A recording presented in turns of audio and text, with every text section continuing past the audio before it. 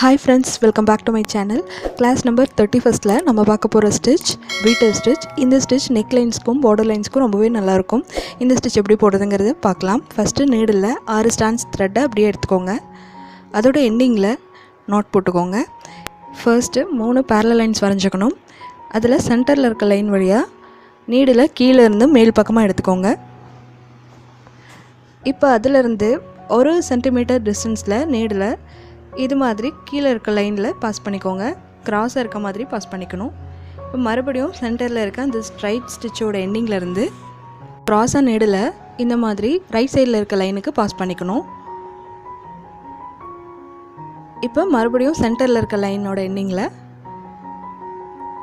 கீழ்ப்பக்கமாக needle எடுத்துகிட்டு போயிடணும். இப்போ ஒரு ஸ்டிச் கிடச்சிருக்கு. இப்போ மறுபடியும் இந்த ஸ்டிச்சிலேருந்து 1 சென்டிமீட்டர் டிஸ்டன்ஸ் விட்டுட்டு சென்டர் லைனில் நீடில் அடியிலேருந்து மேலே எடுத்துக்கணும். இப்போ ஏற்கனவே போட்ட ஸ்டிச்சுக்கு அடியில் நீடில் இது மாதிரி பாஸ் பண்ணி எடுத்துக்கோங்க. இப்போ இந்த ஸ்டிச் ஸ்டார்ட் பண்ண இடத்துலையே நீடில் கீழ்ப்பக்கமாக எடுத்துகிட்டு போயிடணும்.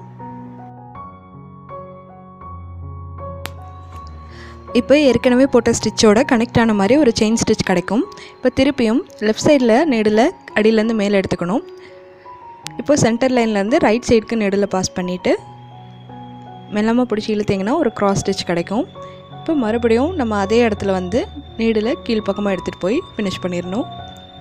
இப்போ அடுத்த ஸ்டிச் ஒரு 1 சென்டிமீட்டர் டிஸ்டன்ஸ் விட்டுட்டு நீடில் எடுத்துக்கோங்க.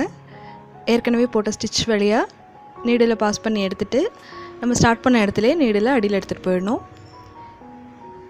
இப்போது லெஃப்ட் சைட்லேருந்து நீடில் எடுத்துகிட்டு அந்த எண்டிங் பாயிண்ட்லேருந்து நீடில் பாஸ் பண்ணி ரைட் சைடில் க்ராஸாக எடுத்துடணும்.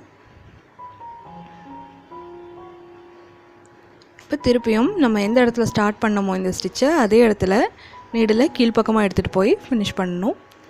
இதே மாதிரி தொடர்ந்து போட்டுட்டு வரணும். இந்த WHEATEAR ஸ்டிச்சை கொஞ்சம் மாடிஃபை பண்ணி பீட்ஸ் அந்த மாதிரி ஆட் பண்ணிவிட்டு நம்ம நெக்லைன்ஸ்க்கு போட்டோன்னா ரொம்பவே ஒரு நீட்டான லுக் கொடுக்கும். இந்த ஸ்டிச் பார்த்திங்கன்னா செயின் ஸ்டிச்சும் ஃபெதர் ஸ்டிச்சும் மிக்ஸ் பண்ண மாதிரியான ஒரு வேரியேஷன் தான் இது. நான் already feather stitch chain stitch ரெண்டுமே அப்லோட் பண்ணியிருக்கேன். ஒருவேளை நீங்கள் அதை மிஸ் பண்ணியிருந்தீங்கன்னா டிஸ்கிரிப்ஷனில் லிங்க் கொடுத்துருக்கேன், நீங்கள் அதில் போய் செக் பண்ணி பாருங்கள். நீங்கள் அந்த 2 ஸ்டிச்சஸையும் ப்ராக்டிஸ் பண்ணிவிட்டு அப்புறம் இந்த WHEATEAR ஸ்டிச் போடும்போது உங்களுக்கு ரொம்பவே ஈஸியாக இருக்கும்.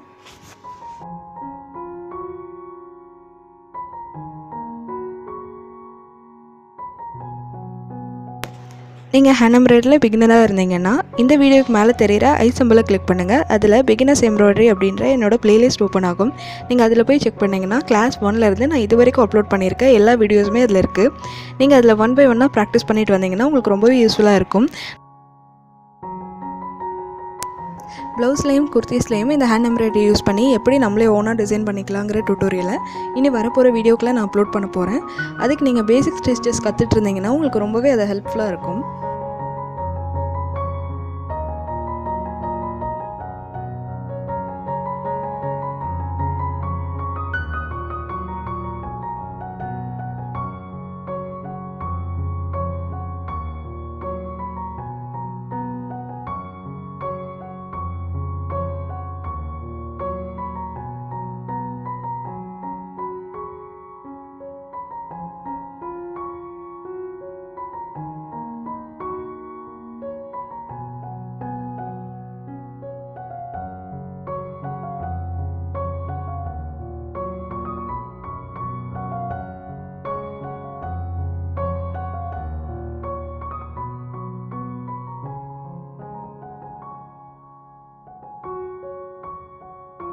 இந்த ஸ்டிச்சோட எண்டிங்க்கு வந்தாச்சு. இது மாதிரி லாஸ்ட் ஸ்டிச் போட்டு முடிச்சுட்டு எண்டிங்கில் நீடில் கீழ்ப்பக்கமாக எடுத்துகிட்டு போய் நாட் போட்டுட்டு எக்ஸ்ட்ரா இருக்க த்ரெட்டை கட் பண்ணிடுங்க.